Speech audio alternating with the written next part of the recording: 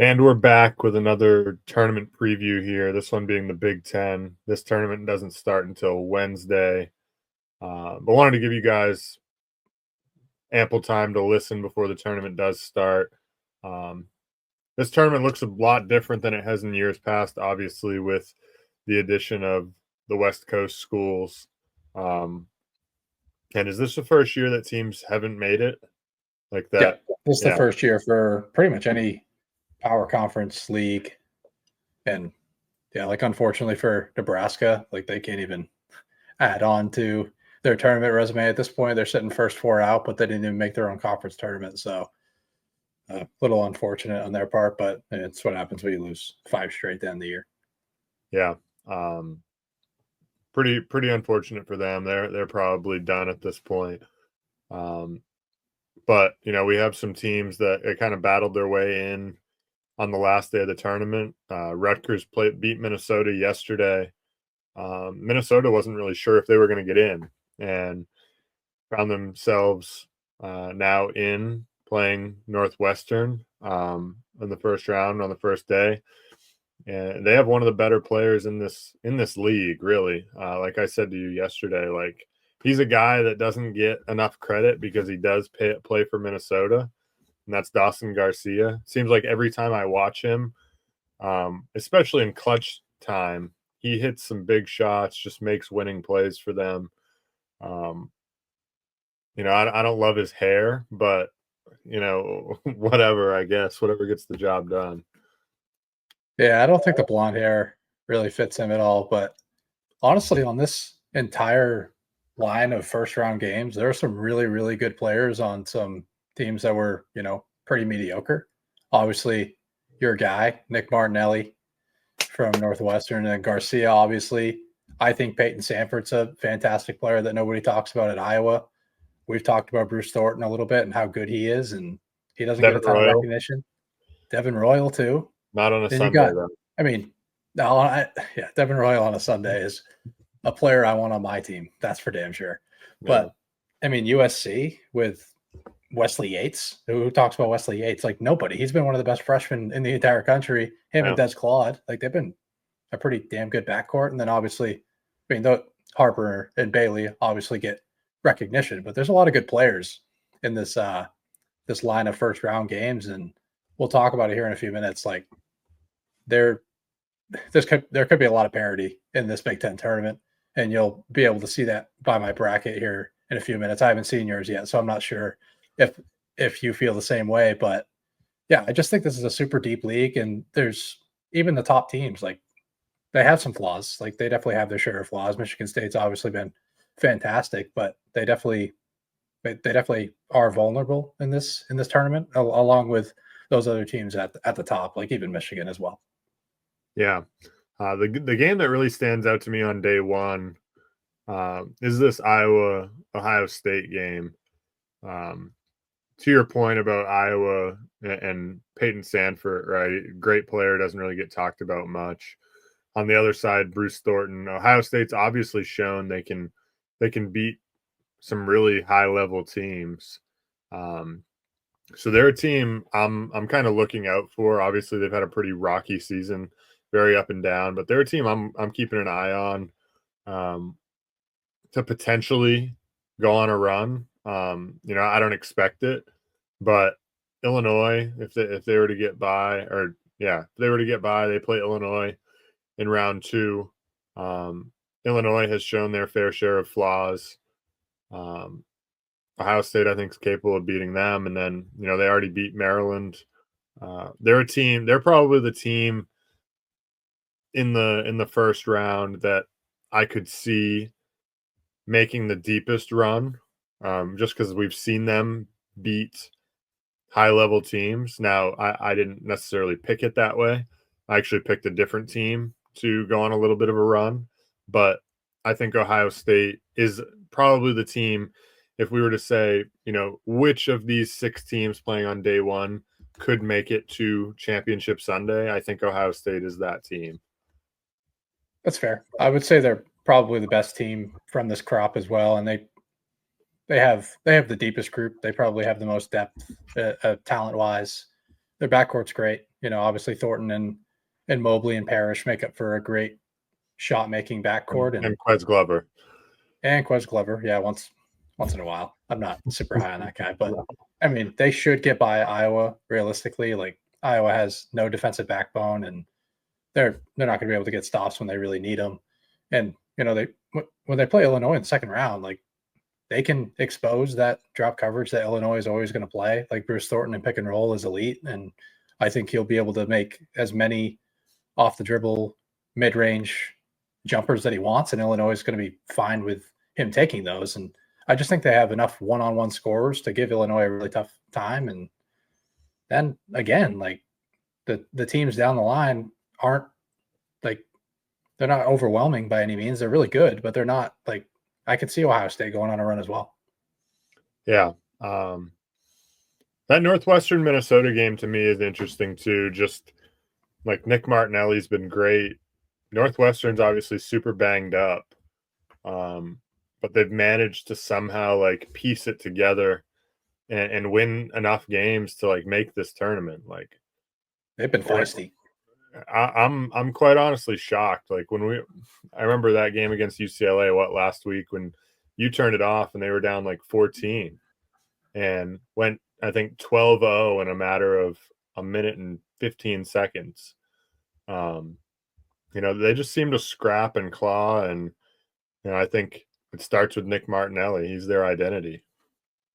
Yeah, it really does. And like there's not much more offense to really discuss outside of like Ty Berry's shooting ability, but they've been all over the offensive glass. They've really turned that gear or flipped a switch in that area when Barnheiser and Leach were both ruled out for the season. Like Chris Collins realized they had to turn to some other form of offense, and it's been getting on the glass. And it's a team that's always taken care of the ball pretty well, and they still have a star in Nick Martinelli. He's really turned into that. So yeah, I credit to Chris Collins, and this team obviously always has their defensive backbone. They turn teams over at a pretty high rate. They do a good job of keeping you away from the rim. They don't let stars beat them, so they make other players beat them. And I think they have a pretty good chance to potentially win 2 games. Maybe I don't really love their matchup with Wisconsin, but I definitely think they can get by Minnesota.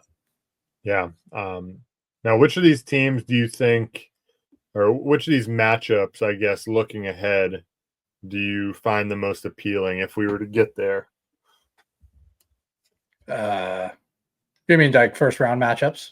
No. Just looking ahead. Looking ahead here. Yeah. Man, I think an Illinois-Maryland game would be pretty exciting. I think it would be a super high-scoring game. Illinois is getting Merez Johnson back for the tournament, so that would be a super fun front court battle with Queen and Reese against Merez Johnson and Thomas Livovicic. Because in the first matchup, Illinois didn't have either one of those guys, and Maryland boat raced them. Yeah, in Champaign. So game was ugly.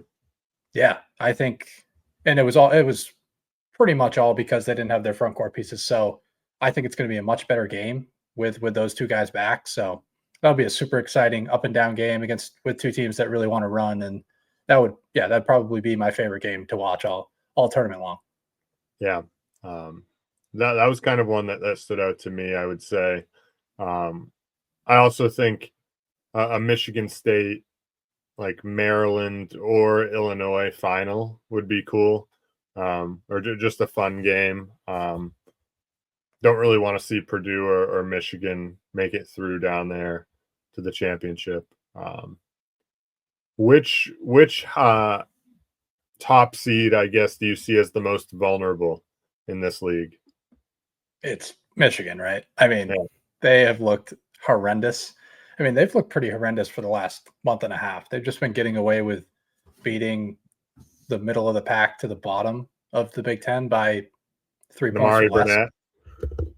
Yeah, I mean, it's incredible. And they haven't made a shot in, I don't know, at least a month. They just haven't shot it well at all. And I think they're a much better shooting team than the numbers they've been putting up lately.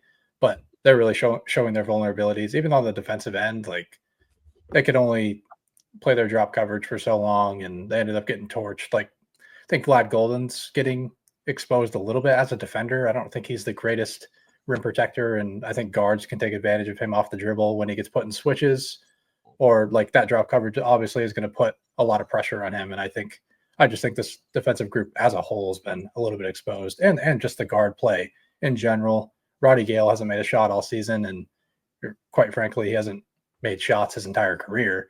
And I think people, when he went to Michigan from Ohio State, people kind of crown that as a really good get. Yeah, I just never saw, the offensive capabilities that other people saw. And then Trey Donaldson obviously came back to earth, and Burnett doesn't have the on-ball creation to really, make up for those guys, lack of elite talent, I guess. Yeah, no, I mean it's got to be Michigan the way that they've looked. I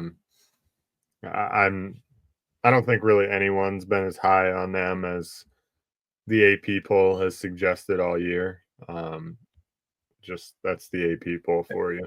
People just get really excited with the 4-5 pick and roll, and just that combo in general, and just how fun Danny Wolf is to watch. Like, he has his deficiencies as well. He gives the ball to the other team quite often, and that's usually not a good thing. And he hasn't really been shooting the ball all that well either lately. So he's starting to come back down to earth. People have kind of figured out how to guard that 4-5 pick and roll a little bit better, and he's definitely showing flaws now. Yeah. So we already kind of touched on like dark horses a little bit, but which team do you see having the most favorable path to make it to Championship Sunday?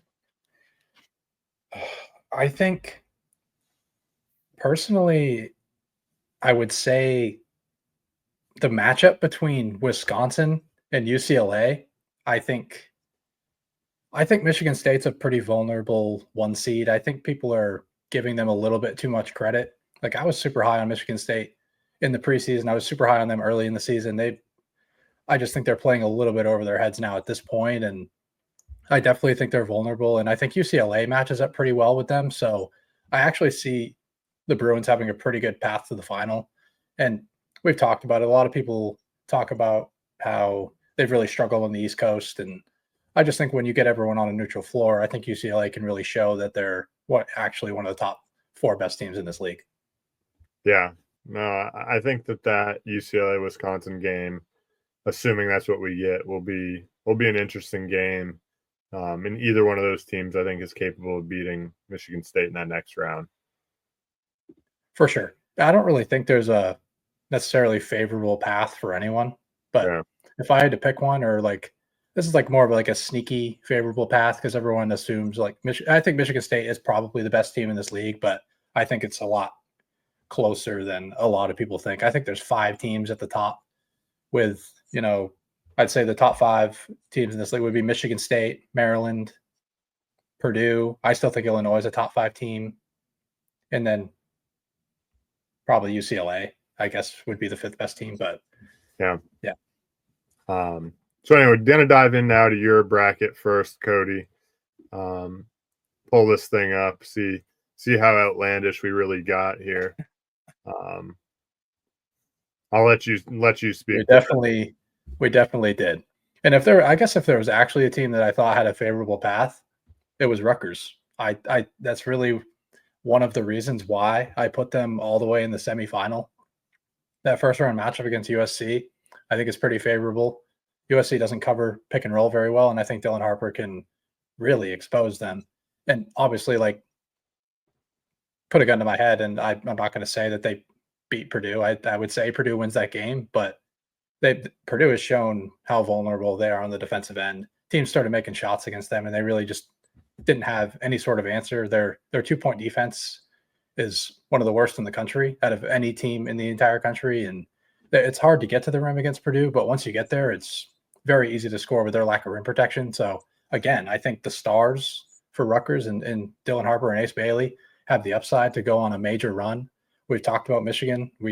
They're frauds, and I think everyone knows that at this point. And Rutgers took them to the wire in Ann Arbor. They lost at the buzzer on the Namari Burnett 35-foot three. 37. So, 37. Sorry. 37. I keep underestimating that 3-point shot. I mean, we shouldn't be giving him the shorter distance. Like, no, I'll start calling it a 50-footer, and then you can tow me back a little bit. But again, the Dylan Harper pick and roll game can absolutely expose Michigan. It exposed them on the road, and they had to switch their coverage throughout that game. And I think their offense is in a really, really good spot up until they get to the semifinal, where I have them playing Illinois. I think it could be a mix of a lot of different teams. Like it could definitely be Maryland in that matchup, but Could be yeah, Ohio State. it could be Ohio State.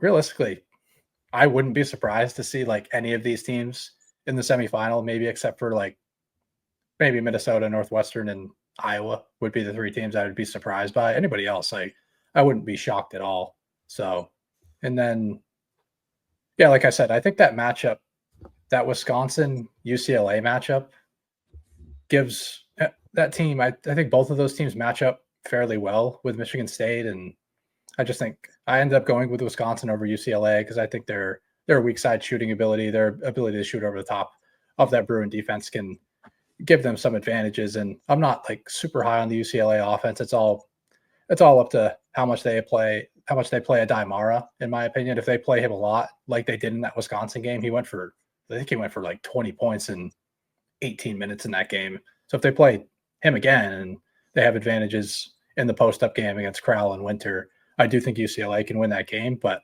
I will take Wisconsin because I'm kind of hesitant that Mick Cronin will continue to play him for a high volume of minutes. So went with Wisconsin there in the semifinal, and I took them over Michigan State because I think they have more upside on the offensive end. So, and I typically will always back the better offense in a tournament setting. So then I ended up with a Wisconsin-Illinois final with Wisconsin winning it. I just think they're a more well-balanced team over Illinois, who's a bit volatile. And I would be a tad surprised if they got to the final. I did kind of like their path, and the upside with this team being completely healthy finally. I don't think we've ever seen their completely healthy like final form. And if Mraz Johnson is like relatively healthy, I think that's going to be the closest we've ever seen them. Yeah. This would be very typical, I feel like, of a team like Wisconsin where they've kind of struggled the last couple of weeks, right? Like some guys have been out. They haven't played great, lost a few. And then they get into this conference tournament and everyone's kind of counted them out. And then here they come, steamroll through the tournament and end up leaving with a crown. I feel like that happens more often than not.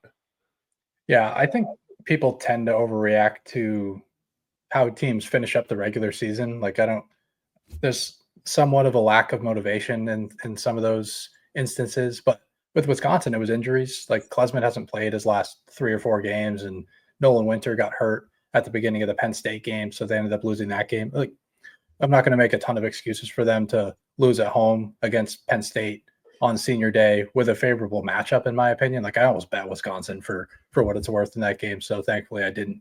But I still think this team in full form is probably the best offense in this league, which would be a crazy thing to say at the beginning of the year. But yeah, I definitely like their upside, and they've made the correct adjustments from last year on the defensive end to where they can mask their inefficiencies in the pick and roll defensive game. And so yeah, I definitely like the Badgers and think they have the most upside to win this.